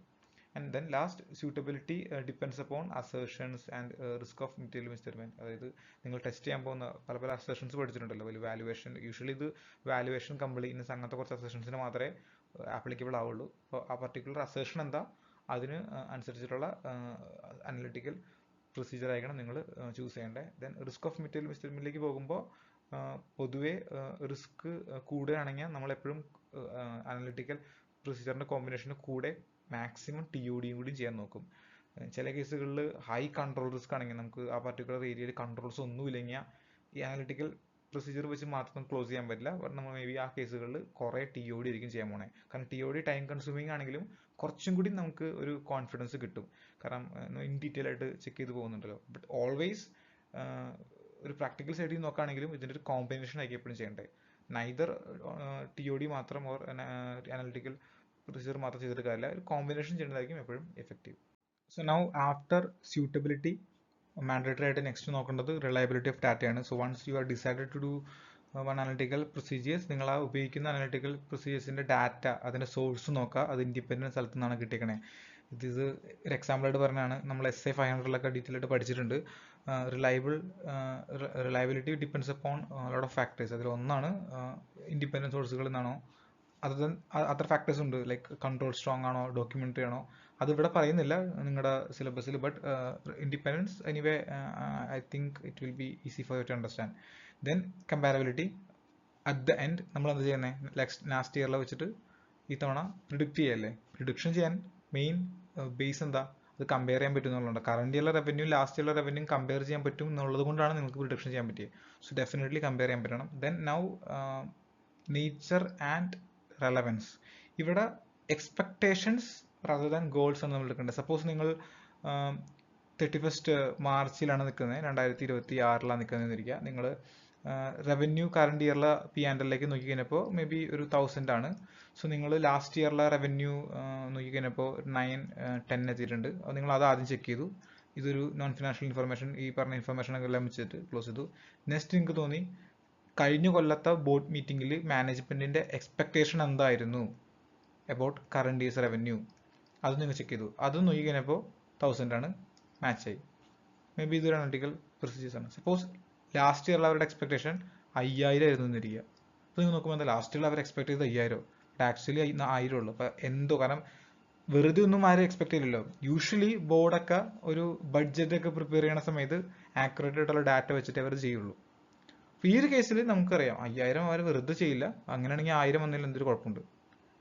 ഇതിനാണ് എക്സ്പെക്ടേഷൻ എന്ന് പറയുന്നത്. ഈ ഗോൾസ് എന്ന് പറഞ്ഞതായിരിക്കും ചില മാനേജ്മെന്റും ചില ബോർഡ് ഓഫ് ഡയറക്ടേഴ്സിനും പ്രത്യേകിച്ച് വർക്ക് ചെയ്യാൻ താല്പര്യം ഉണ്ടാവില്ല. അവരുടെ ആഗ്രഹങ്ങളായിരിക്കും അവരുടെ ബഡ്ജറ്റിലും കാര്യങ്ങളും കൊടുത്തത്. അങ്ങനെയാണെങ്കിൽ അത് യൂസ് ചെയ്യാൻ നിൽക്കണ്ട. കാരണം the main difference between the aspiration and goals is the availability and usage of the accurate information. So അത് മിസ്സാവുന്നുണ്ടെങ്കിൽ നിങ്ങൾ അത് യൂസ് ചെയ്യേണ്ട, അത്രേ ഉള്ളൂ. Now controls over data. നിങ്ങളിപ്പോൾ ഉപയോഗിക്കുന്ന ഓരോ ഡാറ്റയിലുള്ള കൺട്രോൾ. സപ്പോസ് നിങ്ങൾ എംപ്ലോയി ബെനിഫിറ്റ് എക്സ്പെൻസ് ആണ് ടെസ്റ്റ് ചെയ്യുന്നത്. അവിടെ നിങ്ങൾ നമ്പർ ഓഫ് എംപ്ലോയീസ് കഴിഞ്ഞ 100, കഴിഞ്ഞ തവണത്തെ എക്സ്പെൻസ് 1000, 200 എംപ്ലോയീസിലേക്കായി 2000. I'm just not focusing about the disaggregation, സിംപ്ലിസിറ്റിക്ക് വേണ്ടിയിട്ട് ഇത് മാത്രമേ ഉള്ളൂ നോക്കാം. ബട്ട് ഇവിടെ ഈ 100, 200 എന്ന് പറഞ്ഞ ഡാറ്റ നിങ്ങൾക്ക് അവിടെ നിന്ന് കിട്ടി. അപ്പോൾ ദർ ആർ 2 പോസിബിലിറ്റി. ഒന്ന്, നിങ്ങൾ ചോദിച്ചപ്പോൾ അവർ പറയുകയാണെങ്കിൽ ഞങ്ങൾക്കൊരു സോഫ്റ്റ്വെയർ ഉണ്ട്, അക്കൗണ്ടിങ് സോഫ്റ്റ്വെയർ ഭയങ്കര റിലയബിൾ ആണ്, അതിൽ നിന്ന് ഞങ്ങൾ ജനറേറ്റ് ചെയ്തതാണ്, നിങ്ങളും ഹാപ്പി ആയിരിക്കും. മേ ബി അവരുടെ റെസ്പോൺസ് ഇങ്ങനെയാണെങ്കിലോ, അത് ഞങ്ങൾ ജസ്റ്റ് മനക്കണക്ക് നോക്കിയതാ, ഞങ്ങൾ ജസ്റ്റ് എണ്ണി നോക്കിയതാ. അപ്പോൾ നിങ്ങൾക്കത് വിശ്വസിക്കാൻ പറ്റുമോ? ഈ 200 എന്നുള്ള മേ ബി കൂടാൻ കുറയാം.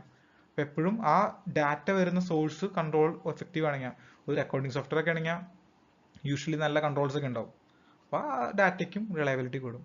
സോ ഈ പറഞ്ഞ 4 പോയിന്റ്സും നിങ്ങൾ ഉപയോഗിക്കുന്ന ഡാറ്റയുടെ റിലയബിലിറ്റിനെ ഡിപ്പെൻഡ് ചെയ്തിട്ടാണ്. Higher the reliability, higher the confidence you will have on that analytical procedure. So ഇതും മാൻഡേറ്ററി ആയിട്ട് നിങ്ങൾ നോക്കിയിട്ടുണ്ടായിരിക്കണം. So now let's discuss the third important matter that you need to see while performing substantive analytical procedures. So once നിങ്ങൾ suitable ആയിട്ടൊരു analytical procedures എടുത്തു, അത് നിങ്ങൾ check ചെയ്തു, suitability check ചെയ്തു, and also reliability of data നിങ്ങൾ check ചെയ്തു. Now നിങ്ങൾ സ്പെസിഫിക്കലി ചെക്ക് ചെയ്യണം whatever expectation that you are going to create, whether it is accurate to identify a misstatement. So here suppose നിങ്ങളൊരു revenue ആണ് test ചെയ്യാൻ പോകുന്നതെന്ന് വിചാരിക്കുക. So ഇവിടെ നിങ്ങൾക്ക് ഒരു അനലിറ്റിക്കൽ പ്രൊസീജിയറായിട്ട് യൂസ് ചെയ്യാൻ പറ്റുന്ന ഒരു മെത്തേഡാണ്.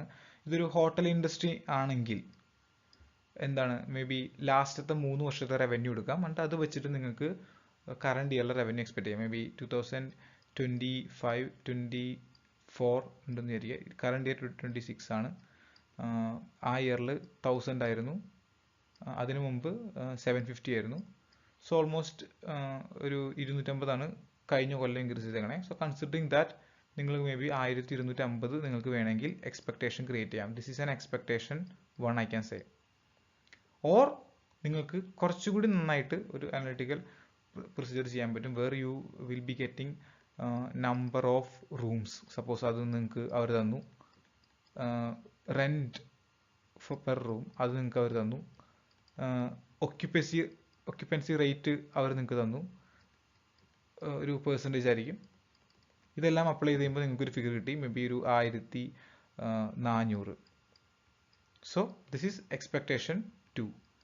എൻ്റെ ചോദ്യം അൾട്ടിമേറ്റ്ലി നിങ്ങൾ എന്താ ചെയ്യാൻ പോകുന്നത്? ഐദർ 1250 ഓർ 1400 എടുക്കും, എന്നിട്ട് ഇത് P&L കമ്പയർ ചെയ്യും. ബട്ട് ഇത് രണ്ടും എടുത്താലും സപ്പോസ് P&L വന്നേക്കണത് ഒരു 1390 ഇരിക്കുക. സോ നിങ്ങളുടെ conclusion depends upon which analytical procedure you are using. ഇതാണ് നിങ്ങൾ യൂസ് ചെയ്യണമെങ്കിൽ you will conclude that this P&L is മിസ്റ്റേക്കഡ്.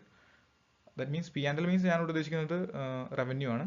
Suppose നിങ്ങൾ എടുക്കുന്നത് ഈ എക്സ്പെക്ടേഷൻ ആണെങ്കിൽ you will see there is no any material differences, only 10 മാത്രമേ ഉള്ളൂ. You will decide to consider there is no misstatement. So the question is which one you need to take up, expectation ഏത് എടുക്കണം. So ഇവിടെ S A പറയണത് you need to analyse, ഇതിൽ ഏത് analytical പ്രൊസീജിയറിൽ നിന്ന് കിട്ടിയേക്കുന്ന എക്സ്പെക്ടേഷൻ ആണ് മോർ ആക്യുറേറ്റ്. അത് ഓരോ അനലിറ്റിക്കൽ പ്രൊസീജിയേഴ്സിൽ മാറും. യൂഷ്വലി ഗ്രോസ് പ്രോഫിറ്റ് റേഷ്യോ ഒക്കെ നമ്മൾ എടുക്കുകയാണെങ്കിൽ അത് അത്യാവശ്യം റിലയബിൾ ആണ്. This accurate we can say whatever expectation we are creating from it. But നിങ്ങളൊരു അഡ്വർടൈസ്മെന്റ് എക്സ്പെൻസ് റേഷ്യോസിലേക്ക് പോകുമ്പോൾ കഴിഞ്ഞ കൊല്ലത്തെ റവന്യൂ കഴിഞ്ഞ കൊല്ലത്തെ അഡ്വർടൈസ്മെന്റ് എക്സ്പെൻസ് ഉള്ള റേഷ്യോ തന്നെ ഈ കറണ്ട് ഇയറിൽ നമുക്ക് എക്സ്പെക്ട് ചെയ്യാൻ പറ്റില്ല. But in case of revenue purchases നമുക്ക് ചെയ്യാൻ പറ്റും. അതുപോലെ ഞാനിപ്പോൾ ഈ പറഞ്ഞ എക്സാമ്പിൾ തന്നെ നിങ്ങൾ ഉപയോഗിക്കാൻ പോകുന്ന ടൈപ്പ് ഓഫ് അനലിറ്റിക്കൽ പ്രൊസീജിയേഴ്സിൽ നിന്ന് കിട്ടുന്ന എക്സ്പെക്ടേഷൻ്റെ ആക്യുറസിയും നിങ്ങൾ ചെക്ക് ചെയ്യണം. Okay, so this is regarding the first point. Now welcoming to the second point, disaggregation. We have already explained in detail what is disaggregation. The more you can disaggregate the data, the more reliable the analytical procedures will be, the more reliable or accurate will be the expectation that you will be getting it from.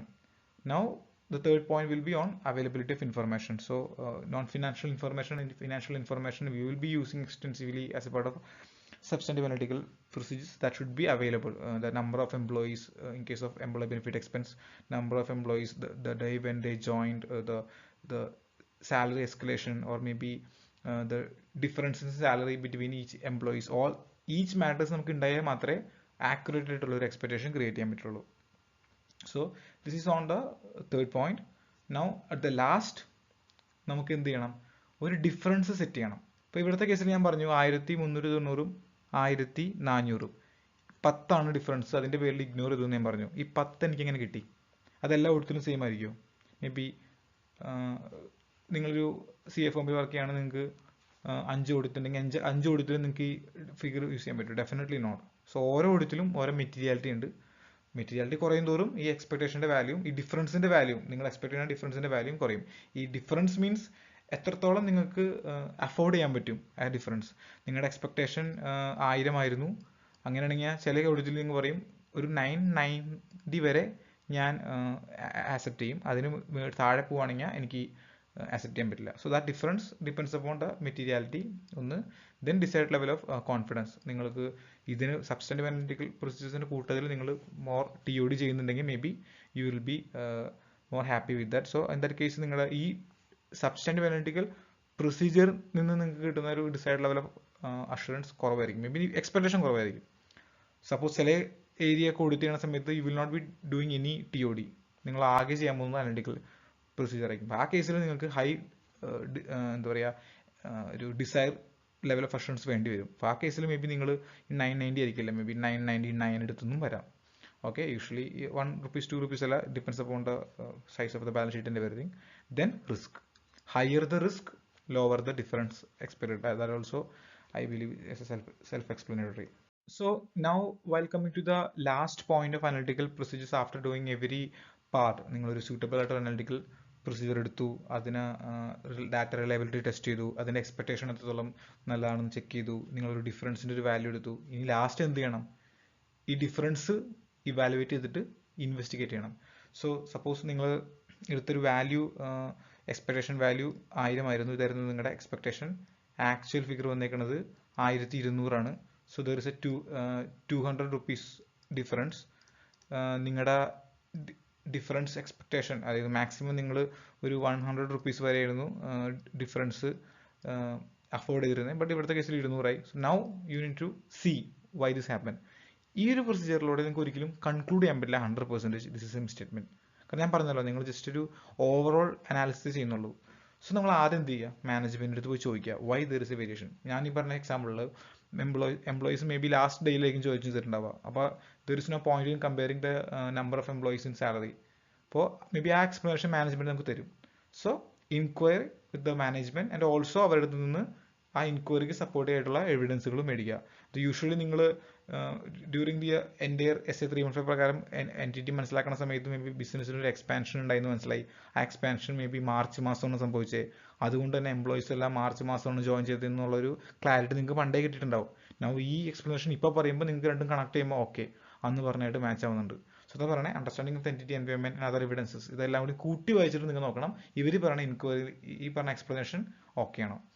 Then അതിൻ്റെ കൂട്ടത്തിൽ maybe നിങ്ങൾക്ക് other additional പ്രൊസീജിയേഴ്സും ചെയ്യാം, maybe TODയോ കാര്യങ്ങളെല്ലാം ചെയ്യാം. So ultimately your goal is, കാരണം difference നിങ്ങൾ വെച്ചേക്കുന്ന ഒരു ലിമിറ്റിന് മുകളിൽ പോയി. Now you need to see whether there is any mistake or not. അതിന് വേണ്ടിയിട്ടാണ് നിങ്ങൾ അഡീഷണൽ പ്രൊസീജിയേഴ്സ് ചെയ്യുന്നത്. So because of this you may identify previously unrecognized risk requiring the auditor to reassess the risk and modify the further audit procedure. Suppose നിങ്ങൾ SA-315 പ്രകാരം റവന്യൂവിൽ ഒരു low risk ആയിരുന്നു കണ്ടിട്ടുണ്ടായിരുന്നത്. Considering low risk നിങ്ങൾ TOD ചെയ്യേണ്ടെന്ന് തീരുമാനിച്ചു. ഞാൻ പറഞ്ഞല്ലോ SA-315 responsive ആയിട്ടാണ് SA-330 വരാം.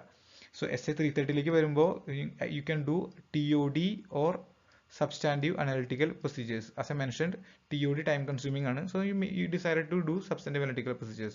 But now substantive analytical procedure വെച്ച് ചെക്ക് ചെയ്തപ്പോൾ there is high variation. അതിനർത്ഥം എന്താ? നിങ്ങൾ ആദ്യം ഐഡന്റിഫൈ ചെയ്ത ഈ ലോ റിസ്ക് എന്നുള്ളതിന് എന്തോ സ്റ്റേറ്റ്മെന്റ് ഉണ്ട്. So you may decide to change this and consider this as high risk. Maybe അങ്ങനെയാണെങ്കിൽ ആ ഒരു ഇമ്പോർട്ടൻറ്റ് മാറ്ററും കൂടി ഇവിടെ വരും. So this is all about substantive analytical procedures. So now let's conclude whatever we learned under ISA 520 or SA 520. So നമ്മൾ ആദ്യം പഠിച്ചു ഇത് SA-315 and SA-330 അണ്ടറിൽ നമ്മളിത് ചെയ്യാൻ പോകുന്നത്. സോ SA-315 പ്രകാരം നമ്മൾ റിസ്ക് അസസ്മെന്റ് പ്രൊസീജിയർ ആയിട്ടായിരിക്കും ഈ അനലിറ്റിക്കൽ പ്രൊസീജിയർ യൂസ് ചെയ്യുന്നത്. Under SA-330 substantive analytical procedure ആയിട്ടായിരിക്കും യൂസ് ചെയ്യുന്നത്. ഇതിന്റെ ടൈമിങ്ങും ഡിഫറെന്റ് ആയിരിക്കും. സബ്സ്റ്റാൻറ്റീവ് ടെസ്റ്റിംഗ് ആണെങ്കിൽ യൂഷ്വലി ടെസ്റ്റിംഗ് ഫേസിലേക്കായിരിക്കും വരുന്നത്, ഇത് പ്ലാനിംഗ് ഫേസിലായിരിക്കും, കാരണം റിസ്ക് അനലൈസ് ചെയ്യാൻ വേണ്ടിയിട്ടാണല്ലോ. ദെൻ നമ്മൾ കുറച്ച് ഫാക്ടേഴ്സ് പഠിച്ചു that we need to consider while performing analytical procedure. And more importantly substantive analytical procedures ആണ് യൂസ് ചെയ്യണമെങ്കിൽ നമ്മൾ ശ്രദ്ധിക്കേണ്ട കുറച്ച് കാര്യങ്ങൾ, that is on suitability and thereafter data reliability, and thereafter creating an expectation, and thereafter selecting an differences that will be acceptable by the auditor, and thereafter investigating the differences. ഇത്തരം കാര്യങ്ങളോട് നമ്മൾ mandatory ആയിട്ട് check ചെയ്യണം if you are doing any substantive analytical procedures.